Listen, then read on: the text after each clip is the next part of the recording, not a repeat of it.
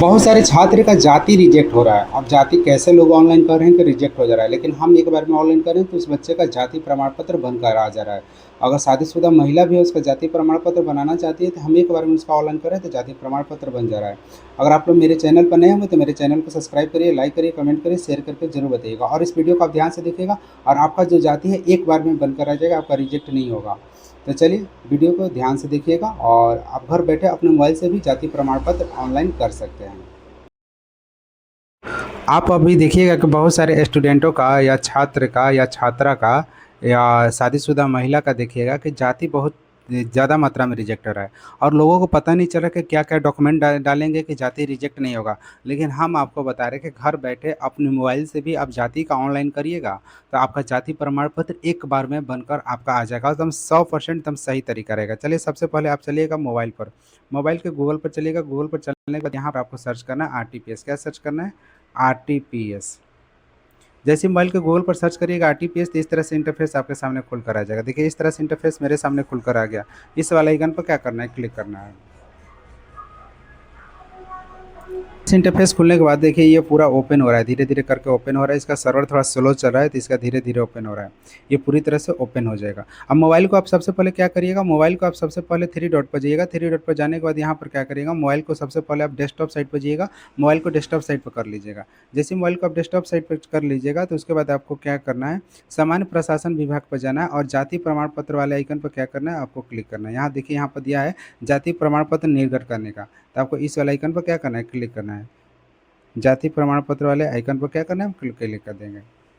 जैसे इस वाले आइकन को क्लिक करेंगे तो इसका आगे का इंटरफेस खुल जाएगा। अब यहीं पर एक बात समझिएगा ध्यान से, क्या समझिएगा कि आपको जाति प्रमाण पत्र बनाते समय क्या क्या डॉक्यूमेंट डालना है। सबसे पहले आपको जाति प्रमाण पत्र बनाने के लिए डॉक्यूमेंट, जैसे एग्जाम्पल स्वरूप आप ये सोचिएगा कि जाति प्रमाण पत्र बनाते समय किसका डॉक्यूमेंट लगेगा। जैसे मान चलिए मेरा नाम अभय कुमार है, तो सबसे पहले आप समझिएगा कि अभय कुमार है तो अभय कुमार का क्या लगेगा, यहाँ पर आधार कार्ड, पहला डॉक्यूमेंट अभय कुमार का क्या, आधार कार्ड। दूसरा डॉक्यूमेंट क्या लगेगा, अभय कुमार का माता पिता का आधार कार्ड। क्या यहाँ पर ध्यान दीजिएगा, यहाँ पर माता और पिता दोनों का आधार कार्ड यहाँ पर कर लीजिएगा। तीसरा नंबर क्या डॉक्यूमेंट लगेगा, तीसरा नंबर डॉक्यूमेंट जो लगेगा इसमें एक ज़मीन की रसीद लगेगा। क्या, ज़मीन की रसीद। और चौथा नंबर क्या लगेगा, खतियान। क्या लगेगा, खतियान। अगर उनके पास खतियानी ज़मीन नहीं होगा तो ज़मीन का केवाला भी लगेगा। क्या, ज़मीन का केवाला। अब बहुत सारे लोगों के दिमाग में यह है कि सर ज़मीन का केवाला जो होता है बहुत सारा पन्ने में होता है, तो आप ये समझिएगा उसका जो जो दो पन्ना मेन है, फर्स्ट और सेकंड पन्ना उसका मेन होता है, उसमें जाति दर्शाया जाता है कोर्ट के द्वारा। तो वो जाति दर्शाया जाता है, वो पन्ना आपको इसमें लगाना, फर्स्ट और सेकंड पन्ना को, और साथ में उसका ज़मीन की रसीद को लगा दीजिएगा। तो ये एक एक इसको क्या करना है, एक पीडीएफ में इसको, एक पीडीएफ में इसको कर लेना है। क्या करना है, इसको ये तीनों कागज़ को क्या करना है, एक पीडीएफ में। और जो बच्चा का जो जिसका मान चलो अभय का आधार कार्ड और उसके माता पिता, यानी अभय का आधार कार्ड एक पे हो गया, माता का आधार कार्ड दो हो गया और पिता का आधार, इसको एक पीडीएफ में कर देना है, तीनों को एक पीडीएफ में। फिर उसके बाद क्या करना है, जाति का जब बनाते हैं तो उसका फोटो ले लीजिएगा, फोटो के नीचे उसको स्वप्रमाणित जरूर सिग्नेचर करा लीजिएगा फोटो के नीचे। अगर इतना सारा आपके पास डॉक्यूमेंट रहेगा तो आपका जाति दम एक बार में बनकर आ जाएगा। आपका जाति कभी रिजेक्ट नहीं होगा। ये 100% हम सही बोल रहे हैं, क्योंकि बहुत सारे लोगों को हम बनाते हैं जाति और एक बार में उनका बनकर आ जाता है। तो उसका नंबर फिर बनाने के क्या है, तो यहाँ सबसे पहले आप मोबाइल से बनाना चाहते हैं तो सबसे मोबाइल पे बनाने के लिए सबसे, अगर पुरुष है तो पुरुष वाले बटन पर क्लिक करना है।